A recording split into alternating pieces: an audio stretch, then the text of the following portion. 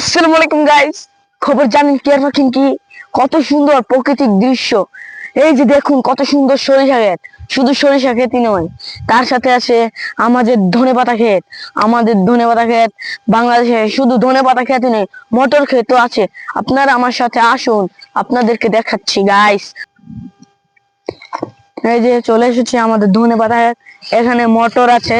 ওই যে আমাদের খুবু কাজ করছে, আপনারা দেখেন যে কি সুন্দর করে উনি ক্ষেত পরিষ্কার করছে। বাংলার মজা বাংলায় পাওয়া যায়, শুধু গ্রামেই পাওয়া যায়, শহরে পাওয়া যায় না। এই যে দেখেন কত সুন্দর মটর, কত সুন্দর ধনেপাতা, এসব কোথায় পাবেন? কৃষিরা যদি কাজ না করতো আপনারা খেতেন কি? যদি বাংলাদেশের সব কৃষক বসে বসে থাকতো, শহরে শহরে গিয়ে বাড়ি ঘর করে এখানে সেটেল হয়ে যায়, তারা খায় কি? তারা তো কৃষকেরা ধান যদি না চাষ করতো কৃষকেরা, তাহলে চাল খেত কেরা? তারপর হচ্ছে গিয়ে আর কি বলবো আপনাদেরকে, আপনার আমার সাথে চলুন, আপনাদেরকে দেখাচ্ছি আমি। গাইস গাইস আমরা চলে আসছি মটর খেতে। দেখুন কয়দিন পরে এখান থেকে আমরা মটর নিয়ে সিদ্ধ করে খাবো। এটা আমাদের ক্ষেত নয়, তারপরেও আমরা এখান থেকে চুরি করে নিয়ে খাবো। এত মজা গাইস, আপনাদেরকে বলে বোঝাতে পারবো না, এত মজার মটর। মন কয়। হ্যালো গাইস, আপনারা তো দেখতে পাচ্ছেন আমাদের এলাকার জমিগুলা কত সুন্দর। শুধু এ নয় গাইস, আপনাদেরকে আরো দেখাবো, চলেন তাহলে আমার সাথে, লেটস গো। হ্যালো গাইস, আপনারা তো দেখতে পাচ্ছেন এটা হচ্ছে কৃষকদের জীবের খাবার। এটা হচ্ছে গরু, ছাগল, এসবের খাবার। ভেড়াও আছে সাথে, দেখতে পাচ্ছেন।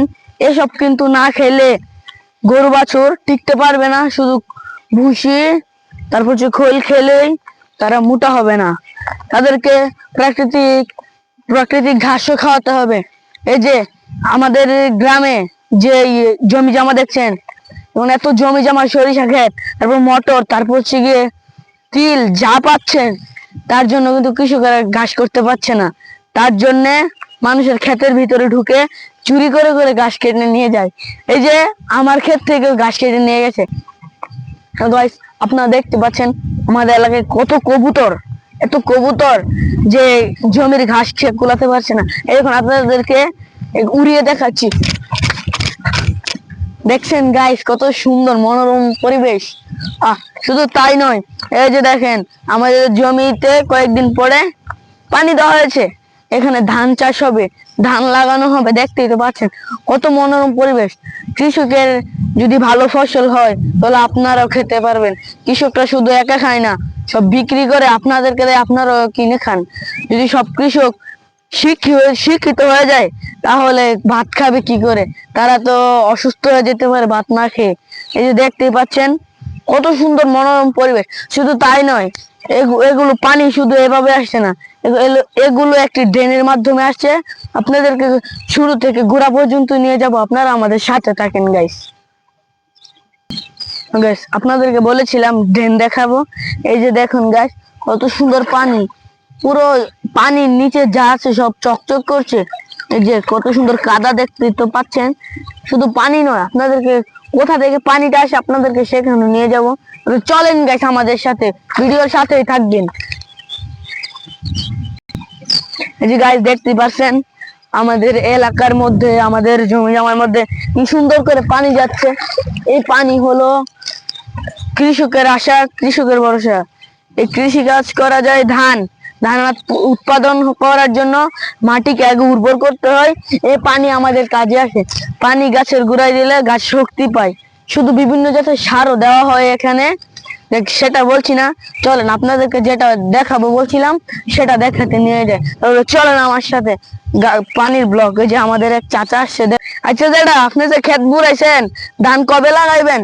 ধান লাগাইলেছি না, লাগাইলেছেন এখন এই রাতের মধ্যে কাশি আর ও যা গাছ কাটতাম যে খরাকে দেখে। ও সরিষা দেখা, তাহলে গাছ শুনতেই তো পাচ্ছেন আমরা চাচা এখন ঘাস কাটা যাইবো, তাই এখন বিরক্ত করবো না। যেটা যান গাছ নে, আপনার কাজ গিয়া করেন। এই যে গাছ দেখতে পেলেন আমাদের চাচা একজন ঘাস কাটতে গেল। শুধু ঘাস কাটতে না, সরিষা ক্ষেত বলে দেখতে গেল।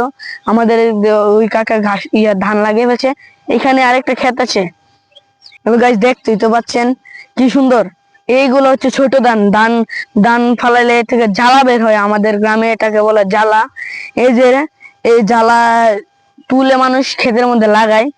তারপর তো কি বলবো আপনাকে, নিজের জ্বালাই ভালো লাগে না, আর মানুষ যারা যারা যারা ধান মান লাগায় তারা খালি জ্বালা ছাড়া বাঁচি না। আমি বলছিলাম ওই দিন, চাচা আপনাদের নিজের কপালের জ্বালাই তো শেষ করতে পারেন না, আপনারা খালি জ্বালা লাগাইতে চলে আসেন।